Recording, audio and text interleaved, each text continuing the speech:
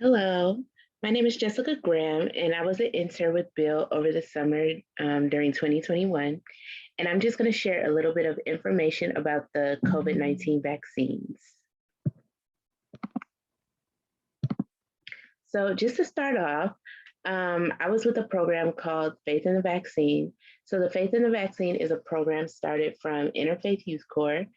And basically, their mission was to help spread the word about the vaccine in communities that may be just a little bit hesitant about this vaccine or may not know much about the vaccine.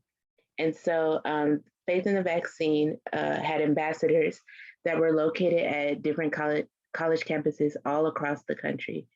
And so, I was located with Dominican University, which is in River Forest, not too far from Build. And so I'm just going to start off with a little bit of information about the vaccine and just a basic definition about what the vaccine is. So, a vaccine simulates antibodies that will provide immunity against one or multiple diseases. And so, antibodies are proteins in our body that fight off infections, and immunity is when our bodies are protected against a certain infection.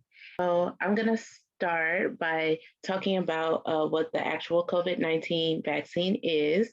So the COVID-19 vaccine is made of a deactivated virus or from our mRNA from a virus that's similar to the COVID-19 virus that can teach your body to defend itself against the virus.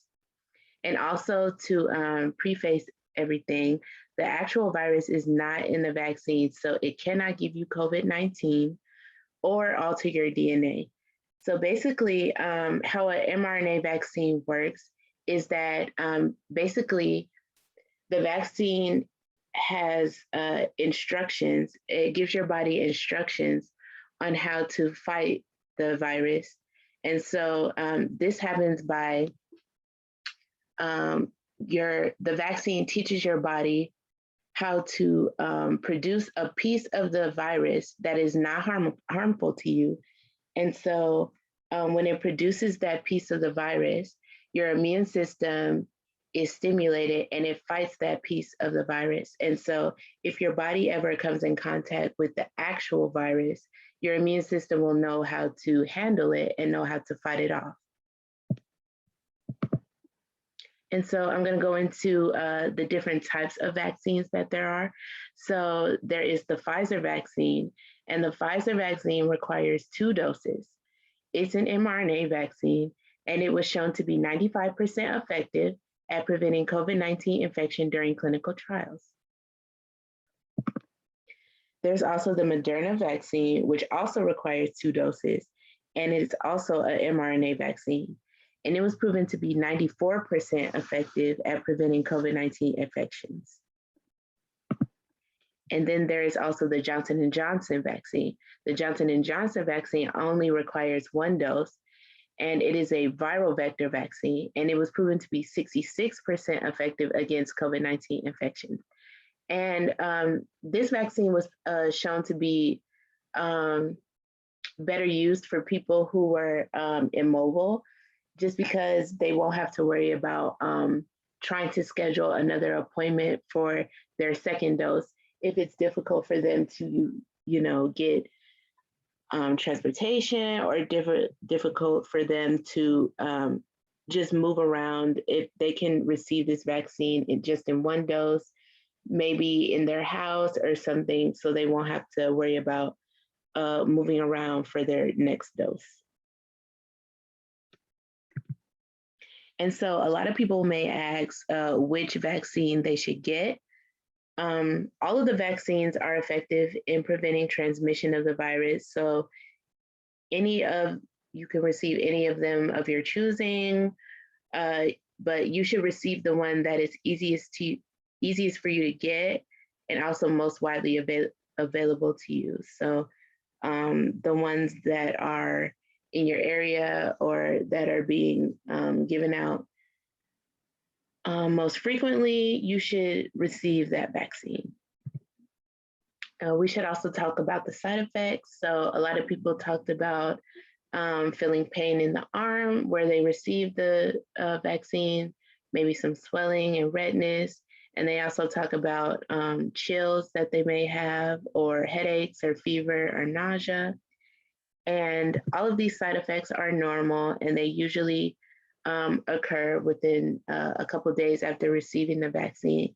And they usually go away a couple days after receiving the vaccine. And so these are just normal signs that your body's immune response is working, and that your immune system has been stimulated.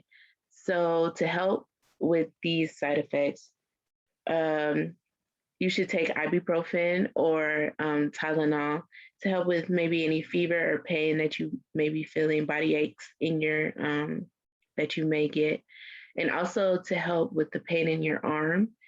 Exercise usually helps moving your arm around, lifting it, and making sure that the swelling stays down and that the pain goes away. We should also talk about the Delta variant, which has become more prevalent as of recently. So, the Delta variant is a new strain of the virus that causes COVID-19, and it was found in India in December of 2020. And so, it has been shown that the Delta variant spreads much faster than the original form of the virus, and that is also more infectious compared to the original strain of the virus that has been causing COVID-19. And so it's also been said that the Delta variant has been mostly affecting those who are unvaccinated. And this has been causing many new cases to arise, especially in the US. So, as of recently, 80% of the cases that have been seen in the US have been caused by the Delta variant. And so, based on the CDC's data, the vaccines are all effective against any variants that have been discovered so far. And so this is why it's majorly important to get vaccinated and to protect yourself against the Delta variant, to prevent yourself from catching it, and also from the ramifications of the Delta variant and the sickness that it causes. And so why you should get the vaccine. The vaccine helps build herd immunity, so you help protect others while protecting yourself. And if you were to get COVID-19, it prevents you from being seriously ill, from possibly being hospitalized, or even dying, ending up dying from the virus. It also reduces your risk of spreading COVID-19 to those who you're around, maybe older loved ones who are more susceptible. It helps you prevent the spread of COVID-19.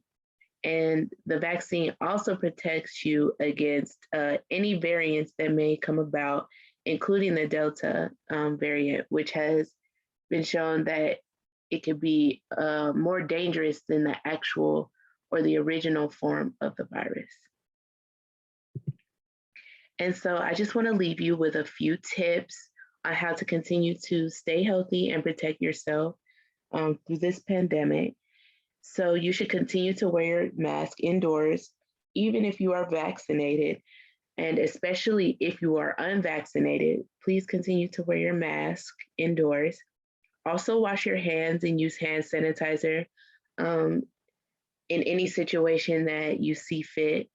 And also continue to social distance at least 6 feet. And most importantly, stay up to date with the CDC. They always come up with new guidelines and new information, because this situation is always changing. There's always new data and new information. And so the CDC helps keep the country informed. So I really advise everyone to stay up to date with the CDC. And so that is all. Thank you for listening, and stay healthy and safe.